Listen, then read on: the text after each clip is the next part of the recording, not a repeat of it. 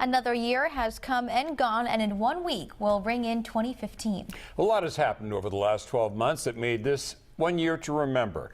22 News anchor Laura Hutchinson looks back at 2014's top stories.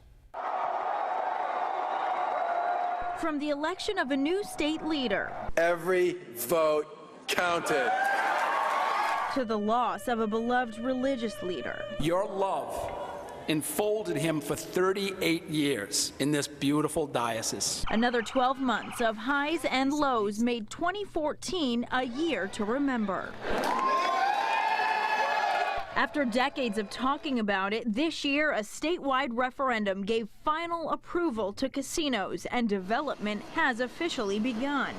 As Springfield awaits a brand new casino, older businesses near the brink came back to life. 2, 3. The Fort and Student Prince in Springfield was saved from closure, redesigned, redeveloped, and reopened.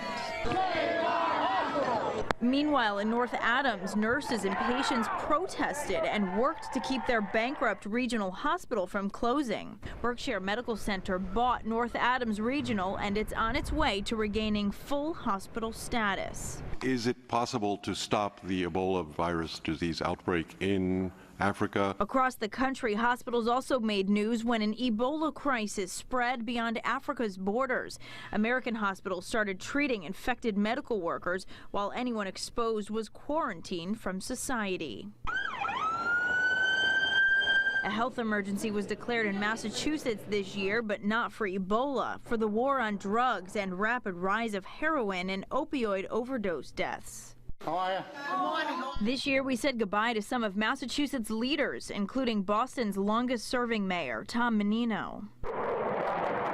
22 News brought you live coverage from Colorado when highly decorated Air Force pilot Morris Moose Fontenot was remembered. Moose died when his F-15 fighter jet crashed in Virginia.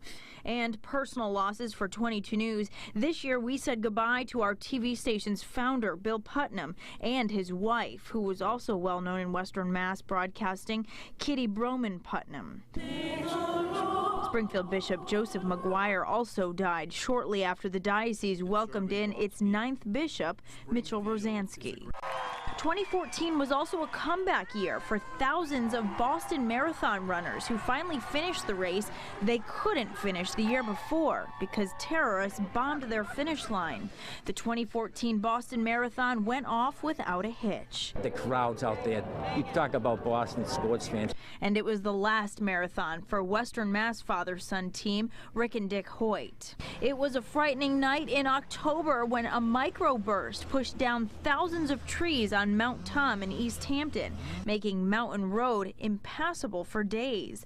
Or that poorly timed storm that dumped several inches of snow the night before Thanksgiving. At this point, I am declaring a mistrial. For the second time, a jury failed to reach a verdict in the Cararantala murder case in Hampshire County, the first woman to be put on trial accused of killing her lawful wife. Caius Veovis was the third and final man found guilty in the Berkshire County murders of 3 men.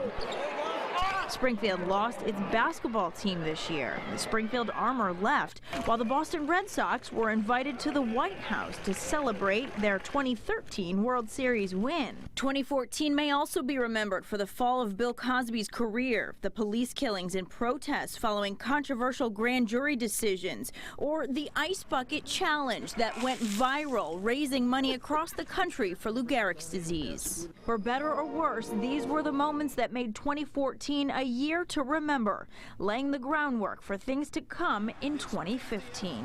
In Chicopee, Laura Hutchinson, 22 News.